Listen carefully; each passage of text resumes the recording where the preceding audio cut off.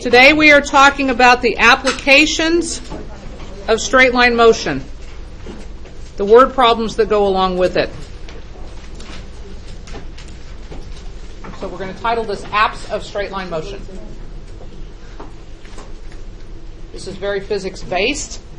Even if you're just now taking physics, I think a lot of this stuff is just going to make logical sense to you, because I was talking to Mr. Hausenflick yesterday about how much you guys have learned in physics at this point.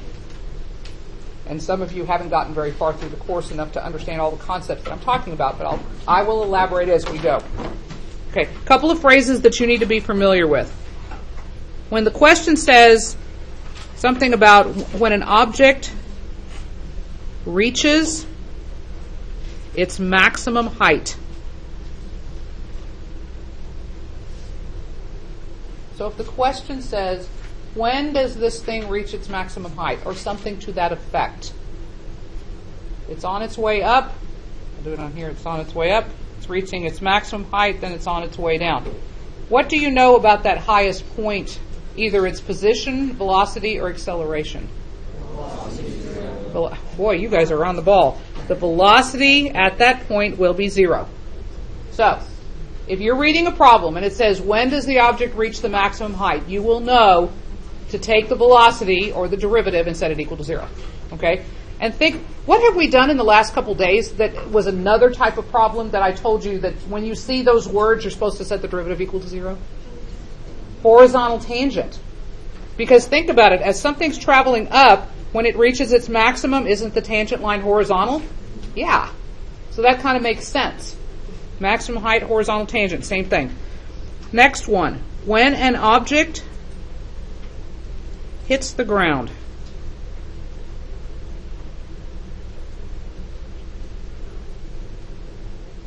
If it says something about an object hitting the ground, who thinks they know something about the position, velocity, or acceleration? What's going on? Okay, can't use that. That's a physics concept. We can't use that in calculus class. You know something. You do know something about its position, or its velocity, or its acceleration. What do you know about its velocity? Its velocity is the same. It's just okay, right. I know, but we can't use that. We can't. That's a physics concept. We can't use that in calculus. Okay. Well, what do you know about its position? Think about it. Isn't the position always going to be 0 no matter how fast it's going? When an object hits the ground, its position will be 0. Now we're talking about up and down motion, unlike yesterday, which was only left and right. So when an object hits the ground, its position is 0. It's on the ground. Okay? So the problem I'm going to be doing with you today is one problem in 4 parts. I'm going to give you one scenario, and then we're going to answer 4 different questions about it. So we're going to talk about a projectile launched vertically upward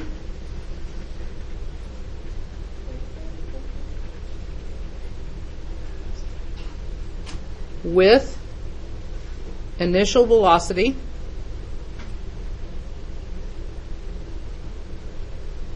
of 112 feet per second. Now, I know physics is meters per second. That's the way they live. We roll in feet per second in this class, so you're just going to have to make your brain switch around a little bit. Okay? Question 1, or we're going to call this part A. Find the velocity at t equals 3 seconds and t equals 5 seconds. Find the velocity at t equals 3 seconds and t equals 5 seconds. Okay. The only thing is I have a little bit of a problem. And that's the fact that I don't have an equation. How am I going to take the derivative of something to find a velocity if I don't have an equation? But I do have an equation. It's kind of hidden in here. It starts at 0, yes. Okay. The formula I'm going to show you is the formula for the projectile motion if it is measured in feet per second. It's a little bit different than the one that some of you have seen in physics class. S of t equals negative 16 t squared plus v sub 0 t plus s sub 0. Have you seen something like that in physics class before, some of you? Those of you who have finished physics, have you seen that before? Yeah, maybe, kind of, sort of. Okay. Now, this is the projectile motion equation. Now, Where'd you get the negatives or from? okay. The formula that you have probably seen is negative 4.9 t squared. Have you seen one with a negative 4.9 in it? Or 9.8? Okay. This negative 16, what is the gravitational constant in feet per second? Do you know what it is? 32. It's 32. It is 32. That's the 1/2. Yeah. It's the negative 1/2 times the gravitational constant. That's what this is. Okay? This VOT, V sub 0, this is the initial velocity right here. This is the initial velocity. How fast it's going when it starts. Anybody got to guess what S sub 0 would be? It's an initial position. Exactly. Where does it start? So, if it starts on the ground, S sub 0 would be 0. If it starts at the top of Mount Everest, S sub 0 would be whatever the height of Mount Everest is, which I happen to not know off the top of my head. But that's okay. All right. So, with this formula, I can now set up this problem. And the formula is going to say S of t is going to be negative 16t squared plus the initial velocity is 112t plus, what's the initial position of this thing? 0. So we can just put plus 0 or we can just leave it off. So should we memorize their equation? Yes. This one right here. Okay, now, let's go back to the question. Find the velocity at 3. So what should I do? Find the derivative of this. So, v of t, or the derivative, would be, what is the derivative going to be? Negative 32t plus 112. Okay? Now, I want to find the velocity at 3. Make sure your notation is correct. We write v parentheses 3 parentheses equals. That's the velocity at 3. So negative 32 times 3 plus 112. Negative 96 plus 112 is 16. Okay? Because we're talking about real-world problems, these need labels.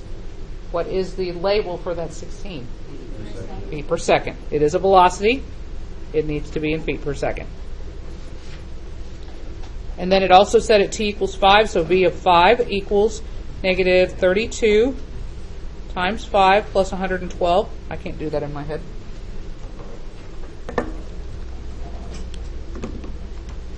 Negative 32 times 5 plus 112, negative 48. Feet per second again.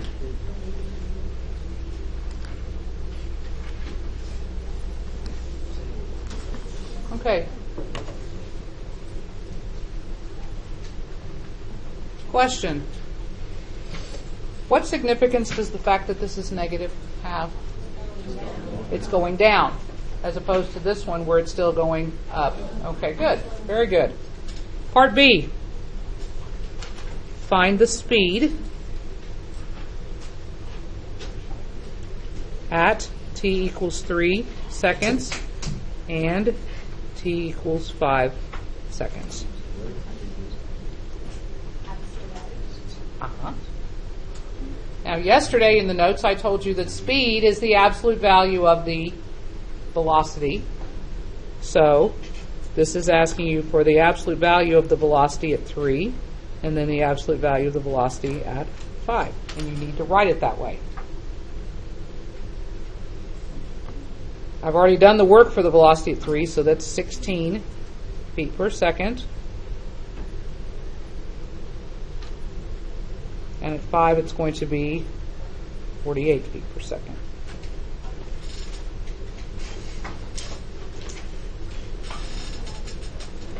Any questions? That was easy. Wish they were all that easy, right? Okay, part C. How high will the projectile rise?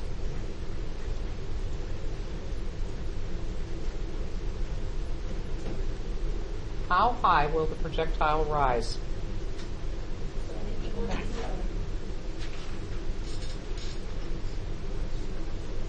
Okay. To solve for where it's going to find out how high it's going to rise, we're going to set the velocity, or the derivative, equal to 0, because that's going to be a horizontal tangent when I get up there.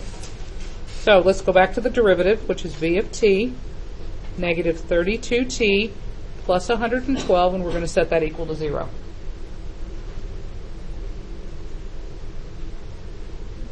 So negative 32t equals negative 112, which I have to do on the calculator.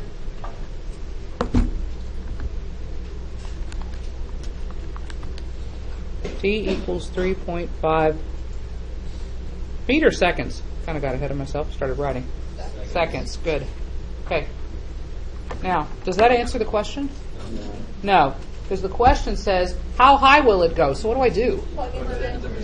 Into the position function, the s of t. So s of 3.5, you need to write it down that way to show that you're plugging it into s, would be negative 16 times 3.5 squared plus 112 times 3.5. Definitely need a calculator for that. Negative 16 times 3.5 squared plus 112 times 3.5 equals 196. That is feet. That is the answer. So the highest it's going to go is 196 feet.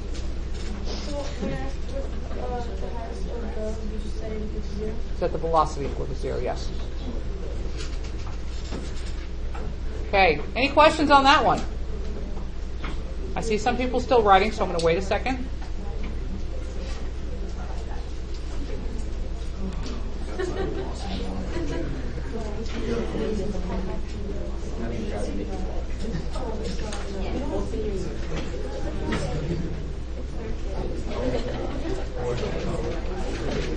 Are we good? Okay. Last part of the problem.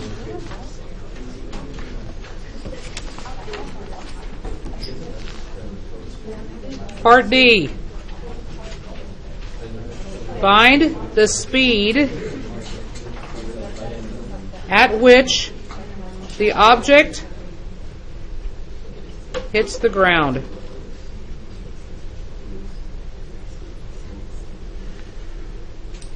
Okay. Before people start telling me what to do, because I know some of you are going to look at this and go and know exactly what to do. This is a multi-step problem. And some of you are going to look at that and say, I have no clue what to do. So let's think through this thing, okay? Now, first of all, it says find the speed. And we know that speed is absolute value of a velocity, right? Okay, so I know I'm going to have to use the velocity somehow. But did they tell me the time to plug in here? No. So I need to find that time. I need to know what to plug in here. And the key phrase that tells us that is right here. Hits the ground. Okay? I want to know how fast it was going when it hit the ground. Now look back at the beginning of your notes. What are you supposed to do to a problem to find out when it hits the ground? Set the original equation equal to 0. So that's what I need to do first. So I need to set this equation, negative 16t squared plus 112t equal to 0. Okay, somebody with a calculator, find out if 16 goes evenly in. It does, goes 7 times. So we're going to factor out a negative 16 and a t. And that'll leave a t minus 7 equals 0. So if you set each one of these equal to 0, you get t equals 0 and t equals 7. So, which one do I want? I want the 7 because 0 is when it's starting its trip. So 7's when it's hitting the ground. So that tells me to put a 7 right there. Yes? Okay, I'll address that in just a minute. Let me finish the math and I want to come back to that question. Okay? So the velocity at 7 means I need to do the absolute value of negative 32 times 7 plus 112, because I already took the velocity. I plugged that in the velocity equation. Now remember that absolute values act like parentheses. You've got to do what's inside first. You can't pull the 32 out and make it positive, and then pull out the 7 and pull out the 112. It doesn't work that way. So negative 32 times 7 plus 112 is a negative 112. So this is equal to the absolute value of negative 112, which is 112. What? What's its label? Feet per second. Okay. Now, Can you just say that since the initial speed was 112, that's what I was about to say. Okay. The way that calculus works is this. You cannot solve a calculus problem with a physics concept. And that's what you just told me was a physics concept. Okay? What you also told me, Aaron said, and I'm saying this so that everybody can hear this, well, why don't you just take, well, you know it's hitting the highest point at 3.5, so just double that to get 7, and then plug in the 7. Well, that's also another physics concept. We had an incident a few years ago on the AP exam where they put a question like that. They put a question that was very much like this, very physics-based. And some of the kids used physics to solve it. But the thing is, though, this is a calculus exam, not a physics exam. And it wasn't fair to the kids who've never had physics, who struggle through the question to get the physics kids to get an advantage over the question. Does that make sense? So the rule is you cannot use a concept from another class, especially a science class, to solve a math problem in calculus. You can know that when you're checking it and go, oh, I'm glad I got 112 because I know that the initial velocity was 112, so that the velocity when it hits the ground is also going to be 112. That's a physics concept. But this is the math to prove it. This is the math to prove it. They just tell you that and you take it as fact. Now we proved it. You see what I'm saying? Okay, so you've got to not use physics concepts when you're doing math problems. As tempting as it can be, you can't do it. All right? Any more questions about this problem? Okay, I'm done with notes for today.